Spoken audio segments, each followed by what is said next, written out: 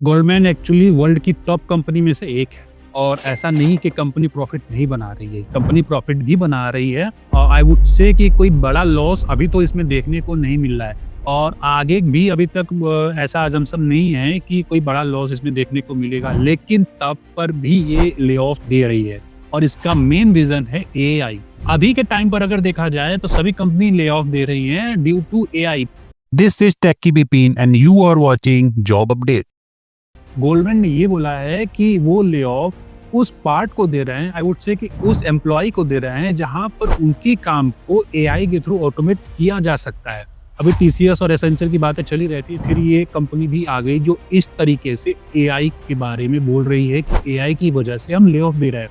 तो economic times of Bloomberg के report के अकॉर्डिंग गोल्डमैन ईयर के लास्ट तक कुछ ले ऑफ देने वाली है और यहाँ पर ये कंपनी उन्हीं को ले ऑफ देगा जहां पर उनके काम को एआई के थ्रू ऑटोमेट किया जा सके, लेकिन वो चीपर भी हो। ऐसा नहीं है कि एआई से यूज कर रहे हो और उसकी कॉस्ट बढ़ गई है, एक पर्सन से ज्यादा उसकी कॉस्ट बढ़ गई है। और जो भी ये गोल्डमैन ले ऑफ दे रहा है वो एक इंटरनल प्रोग्राम के थ्रू दे रहा है जिसको ये लोग बोल रहे हैं 1GS। तो 1GS इसका मेन गोल ये है कि जो कंपनी की कॉस्ट है उसको ज्यादा से ज्यादा कम कर पाए, क्लाइंट को ज्यादा बेटर एक्सपीरियंस दे पाए और एट द एंड एम्प्लॉय से ज्यादा आउटपुट दे पाए।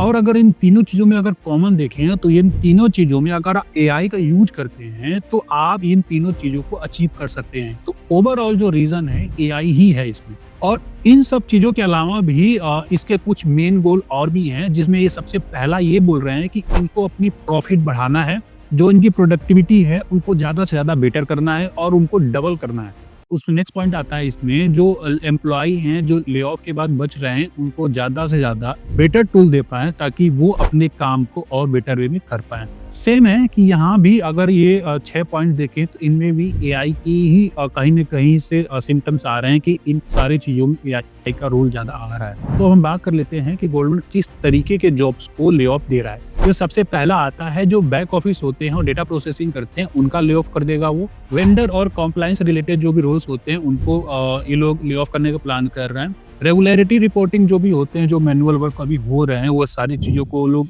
ले ऑफ दे सकते हैं। और जो ऐसे टास्क जो बार बार रिपीट होते हैं और उनको बार बार डॉक्यूमेंट करना पड़ता है, इन सारी चीजों को वो लोग ले ऑफ देने वाले हैं।